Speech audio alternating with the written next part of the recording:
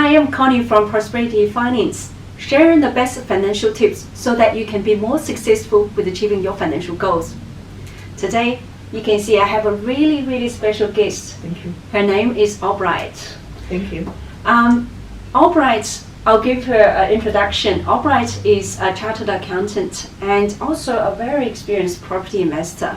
She always show up at some major property investor events, webinar, seminar, etc., and provide really insightful information from an accounting perspective, but more than accounting. So Allbright has more than 10 years experience in business advisory, business, taxation, business planning, and auditing.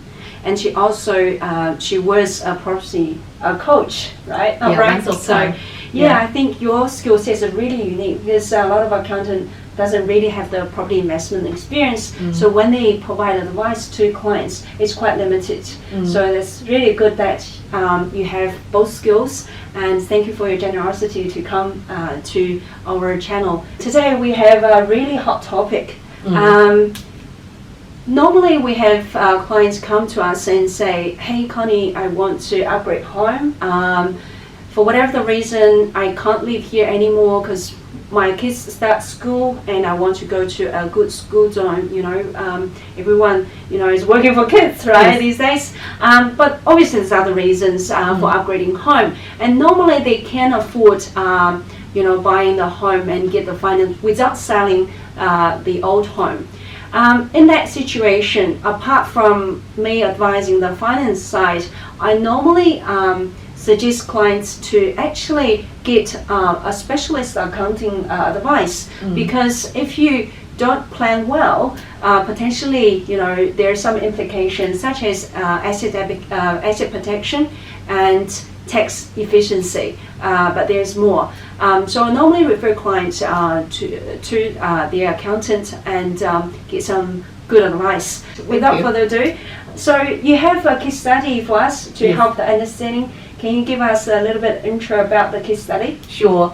We just take this case study as if you are one of the clients. That's how I process how to help the clients. Just say when the client come to me, we say there was a husband, Mike, and the wife, Mary, and then I will ask them what do they do. And let's say if they both employed, working for somebody as a PAYE earner. And then now Mike has a family home. They both live in one of the home. The home is under Mike's name, and that property at a current market value at 1.2 million. And the lending from the bank is $200,000. So in this property, Mike told me this property was purchased before they get married, but during the relationship. Now, because they have a child, she's reached age of 5, they want to move into a school and give better education for the children because they're planning to have more children. So they think it will be worthwhile to have a good school zoning so all their children can continuously go to the good schools in the future. So in that case, when they purchase a new property, because they are both on good earnings, bank has pre-approved their lending at 1.5 million, which means they can 100% borrow at the new property at 1.5 million. And after they move into the new property, they are planning to rent the existing home as a rental property. So now they come to me to ask, what can I do? What's the best structure? What do I need to consider in that kind of situation? And they also ask, can I just settle under my personal name now? And one day in the future, if I want to change the structure, I change the structure. So I have to say no. Because when you start to do something, you can plan and structure that. IID is looking at you are protecting asset as a planning. And if later on, no matter when, tomorrow, after you settle, or after a few years when you settle, you want to restructure, IID will ask you, what is your motivation behind it to driven you to have this change? And if your answer is, because I think that's more tax efficient, I can save lots of tax, IRD will catch you as tax avoidance, and the penalty at 25% of the taxation will be charged on the short payments.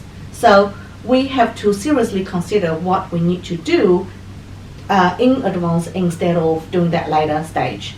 So, and a few clients also ask me, say if Mike said, can I just go ahead and borrow the property, borrow the lending in the existing property without changing the name, and to free most of the lending in my family home. You cannot do that because IRD will look at, because for the new property, you are actually borrow the money from yourself to fund another property. You cannot say, I borrow money for myself. You have to borrow money from the third party for the funding. So in that case, we need a third party in place to allow you to transfer the funding through. And based on the tax law, the maximum amount of the tax claiming on interest is up to the purchase price. For example, if you bought the property today at $500,000, and tomorrow, after a few years, if the property was 1 million, and if you top up another, because let's say 80% of the lending, if you top another $300,000 for your personal expenditure, IRD will not allow you to claim that $300,000 interest generated on that $300,000. They will allow you to claim maximum to $500,000, which is your purchase price. So luckily Mike bought this property a long time ago at $500,000. Today it was 1.2 million. If he does nothing and just go ahead and bought this family home under his personal name, maybe under him and his wife's name, so what will happen from tax point of view is the purchase will be under the private property, which is their family home. If there was no business related, you cannot claim single cents on the interest generated on that 1.5 million for your family home. Even though they use the previous home as a security. You cannot. It's Yeah, not because about the the purpose. security, it's Right. the purpose and the motivation behind it, driven what has happened. Right, okay. And because we know they can borrow up to 1.5 million, which means they both have very good income. And very likely their salary is more than $70,000, which means every cent, because we know the existing property, if they rent it out, they only have the lending for $200,000, which means, and it's a good property, based on the current market value, it can at least rent for minimum, let's be conservative, $650, which means 100% sure, and especially the current interest is so low. Yeah. And we're 100% sure they will have the rental profits on this property if they just do nothing. And by doing that, every dollar of the profit will be adding on their personal name, and that will be taxed at 33%, which is not what we want to say. Of course, we are not doing that for tax purpose. We are doing that because we are looking at when you purchase a property at 1.5 million, of course you want to protect your asset. Because we do not know what happens in the future. A lot of people say, oh, we are just employed. We don't think we have any risk. So I don't think protection is very necessary for me. I have to say, you never know what happens tomorrow. If you knew you can buy lotto, you don't need to look at this this video anymore. So we have to say you never know. For example, if a husband and wife, they got married and they both in good income, have no mortgage on their family home, if they cause any unexpected damage for the third party, because there was in New Zealand there was no such insurance to cover your accidental, so they can cover your life, house, or even income protection or car, but nobody will cover your accidental and mistake. So if you do not have that intention, however, you cause the damage for the third party, very likely their insurance company will come back to chase up your personal obligation and liabilities. And then in that kind of stage, depends on how big the damage is. If the damage is big enough, they will look into your personal assets. So if you have a property under your personal name, very likely they will ask you to realize the value of the property, which means you have to sell the property in order for you to pay back the damage you caused for somebody else. And in that case, it's very likely you will lose your family home. And a lot of people say, oh, that never happens to me. I have to say, you never know. You never know. Otherwise, all the insurance company can be closed. Yeah, sure. In that case, insurance company can be closed. So for whoever, if you want to purchase a property with more than 1 million or quite a big amount of money, And if you have the intention to live in that property with your family for more extra, let's say 5 to 10 years, I would suggest you to consider to protect that piece of asset, because you never know what changes may happen in your life. Yeah. And by doing that, you also may consider, based on, we come back to the case, say if Mike has been bought this property, well, depends on the relationship, okay, based on New Zealand tax law. If Mike has bought this property, I mean the current family home, in 1 month when he get into a relationship with Mary, this property could be considered as a separate property, which is not a relationship property, if their relationship, by whatever reason, finished. And if Mike has been with Mary for 3 years and bought this property, and later on they get married, no matter what he does, it will not protect his asset. So by looking at the structure, we need to consider if we can restructure to protect your asset or not. And let's say if Mike bought this property before within 1 month when he get into a relationship with Mary, Mary had no financial support, no contribution, and no interest for this property when the property was purchased under Mike's name. And if Mike is hesitating that he does not want to share this asset with Mary, then it would be the better answer he does not structure this property out of his personal name. Right. Yeah, so there was a lot of consideration. And let's say if in the future, because we know they are in the good incomes, and we know they are intent to invest more and more properties.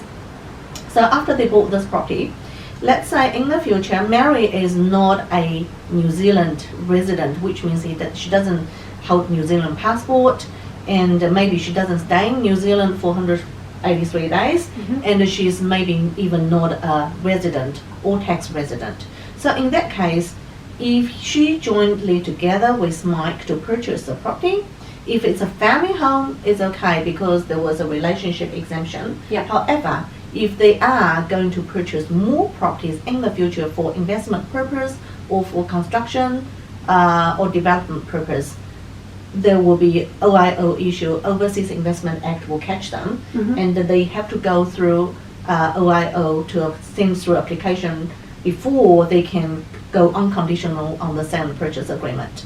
So there was a lot of consideration, and because we know they have children, and by New Zealand law, you can protect anything before that happen. If that happen, it's not a protection. We can call that avoidance. What does it mean? Let's say if Mike and Mary has a child later on when she's 16, before the child get into a relationship, if they have the proper structure in place, and if the child get into a relationship with somebody and unfortunately after 3 years the relationship finish, another party will have no access to the assets. Right. However, if the child already get into the relationship and then they're trying to protect the relationship, they notice maybe there was something wrong between their children's relationship, they set up the structure to protect that relationship asset, it doesn't work. Court can call that as an avoidance because they noticed there was an issue there. Okay. So that's why I say it's very important for you to look at the whole pictures before you make the decision. And the consideration could, let's say, could also be how we're going to protect the asset, what structure we're going to use. And the typically structure is basically in New Zealand. Firstly, it's under your personal name as a sole trader. Yeah. You can buy a property under your personal name, or some of them bought on the on the husband and wife's name. In New Zealand, it's partnership. But partnership have two kinds of definition. One is tenants in common. By doing that, you can have different shareholdings if you have tenants in common. And another one, you have 50% of the default shareholding within one property if you don't do tenants in common. Okay. And then another one is look through a company. A company could be a closed company, normal closed company, or could be a look-through company. So a lot of people ask me what's the difference between a normal company and look-through company.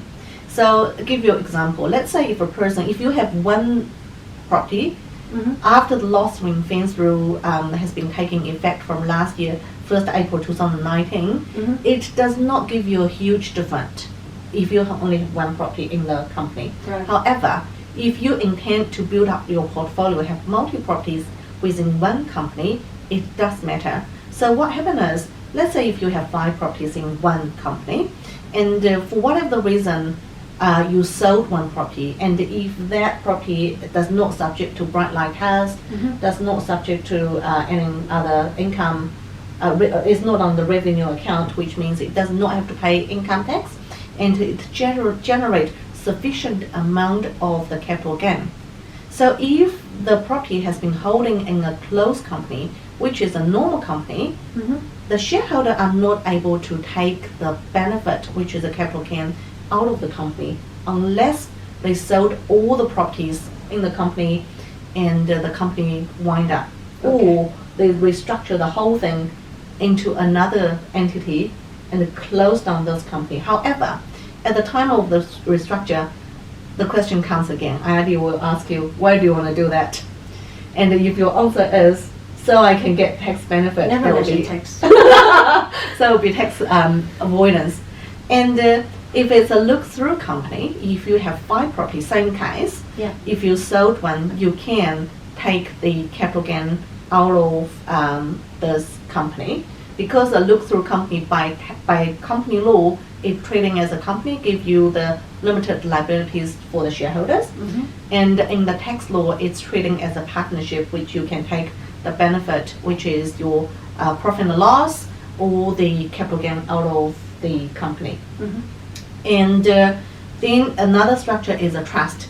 Trust is typically everybody. I think it caused a lot of confusions. A lot of people do not really understand what is a trust. Trust is typically, it's not an entity, just something existing there, which has 4 persons: the settlor, appointer, trustees, and the beneficiaries. So what it does is, this entity will hold the asset on behalf of the beneficiaries, and the asset will be looking after or managed by a trustee for the benefit of the beneficiary. So that's what it is. And what it gives is, it gives a good asset protection, or some certain circumstances, in certain cases, if you structure early enough, it gives you the relationship protection as well. And a lot of people use the trust to complain for the estate and the success planning. So trust is a really good equity, but you just need to know it's more, because when you're looking at the structure, how you're gonna do that, you're also looking at the cost and the compliance and administration effort you have to put into it. Trust gives you the best protection. However, it has comparatively a little bit higher cost behind it. And ongoing cost too. And ongoing cost too, yeah. And therefore, when you structure, you need to be clarifying what's the obligation behind it and what's the protection it will give you to protect your asset. So for this case, let's say if Mary and Mike and Mary, they have the intention to build up the portfolio, and they may involve into constructions and development, which means they may buy a piece of land, subdivide it to a few pieces, either for sale or either they hold it for lending or rental purpose. So they have a big picture in their future. So in that case, we consider, even regardless if they are employed or they have their own company, we consider it's a better answer for them to have a look-through company to hold their investment properties, while they have a trust to hold their family home for asset protection before they jump into the risk pool of investment. Okay. Yeah. Right. Wow. That's so much to consider. Yes, a lot of things to be considered. It's not a black and white yes or no. Right. Yeah. It's purely based on the personal, firstly, based on their salary, if they have the capacity to do so, and looking at the residency background, looking at the relationship background, and looking at their intention in the next 5 to 2 years, what is likely to be happen in the future, and reassess what kind of risk they may face in the future, And the tax is the side benefit. We're not doing all of this for tax purpose. However, by structure that, you will It's get a the tax byproduct. benefit. Yeah, it's byproducts. Yeah, so you get multiple benefits, include the tax, but not the essential kind of Non-essential. Yeah, Yes, yeah. correct. Oh, excellent. There's a lot of knowledge you need to have in order to give a really holistic kind of advice, Yes. which is also why we refer Allbright to our client, because she got huge knowledge in her head, and so the client can get really insight information and make a really good decision. So that's really good.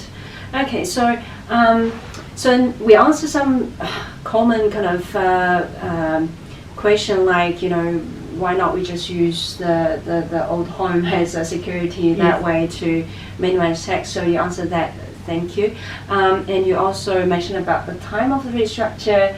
It's got to relate to the intention. If you pass that intention, then it's too late. So that's normally the common question we get as well. And you also covered about different entity, but there is no one size fit all. There's no one size fit all. Right. So that's good. But when I do refer clients, say you need to talk to your accountant because I'm not qualified accountant, but I know you need to get some professional advice. Sometimes they come back and say, "Oh, my accountant, doesn't really, feel the need to do anything, or they ask me just to use the old home as security, so I really don't know what to do." So, but you're an accountant, and they're kind of accountant, and they probably have long-term relationship. So are they different? Why you can provide so much information where the other accountant may not give anything? So why is that? I have to say there was lots of good accountant on the market, but there was not a lot of good accountant and good investor. So it's based on what kind of experience you have, and based on what kind of client and you have been dealing with. That is also knowledge behind. Well, I learn a lot from my client. From your own From my own experience, because I have been investing for quite a few years, and I had been working as a property investment coach, and I very lucky I had a wide group of clients, and they also are investors, so I learned a lot from my clients as well. I can practice, but I have to say there was no accountant. Nobody knows everything. Nobody can knows all the laws and the legislations and acts. So when you go to a new accountant, you should not expect the accountant to be the expert for everything. But one thing you should be clear is your group, because we are talking about no matter what you do, you need to build up the team around you. Is your team also dealing with properties? Do they have experience for that? And I tick the box. Yes, I know you do. Yes, and so you take the box too. Yeah, so your lawyer, your accountant, your mortgage broker need to know the property and personally experience buying and sell properties. Not maybe sell, depends on what you're doing. And also you need to be clarify if accountant, when you have a case in front of an accountant or a broker or a lawyer, do they sense any part of the issue may happen for you? And do they sense if there was any part, any legislation or any law, we're talking about just, for example, OIO, because it's not my practice, just as a protection set up the trust, it's lawyer's job.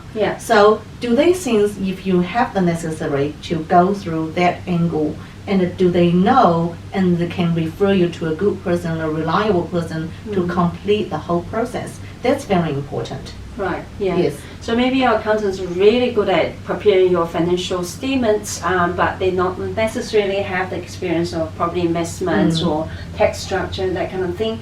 So you could have your own accountant doing your own sets of accounts, but you get expert to do other bits, so just like Allbright.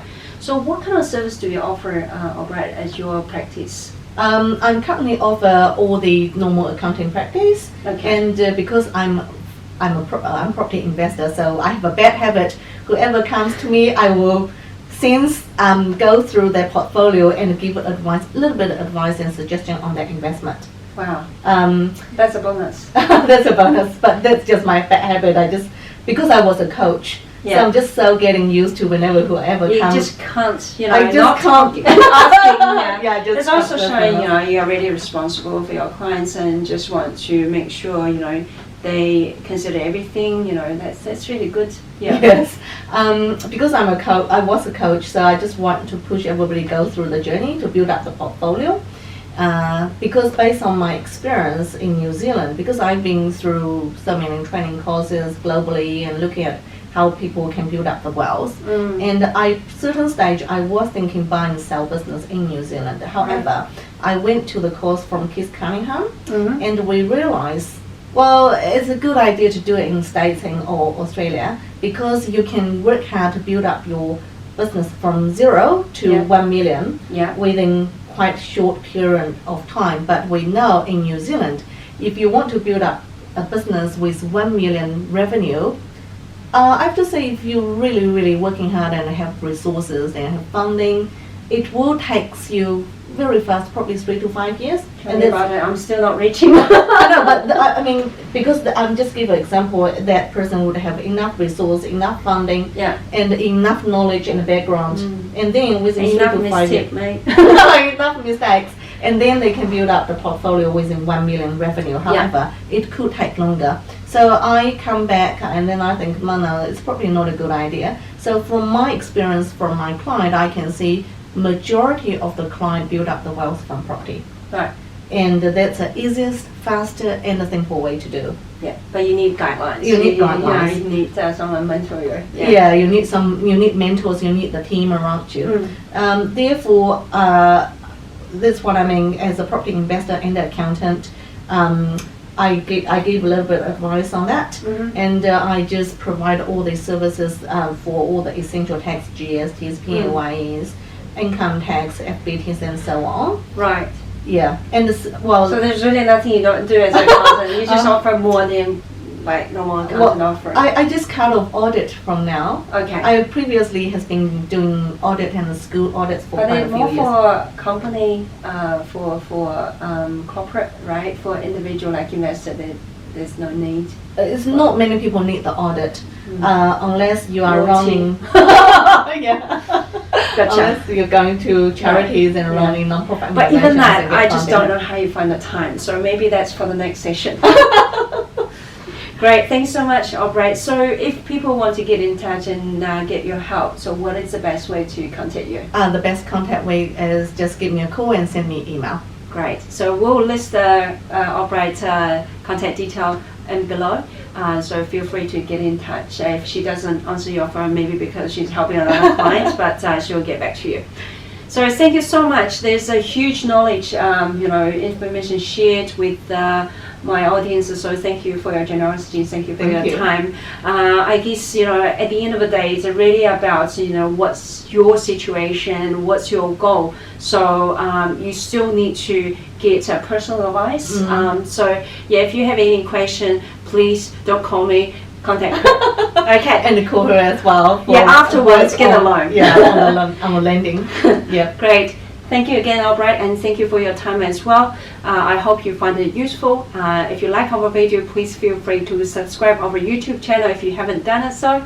So thank you so much. I will see you next week. Bye-bye. Thank you. Bye-bye. Bye.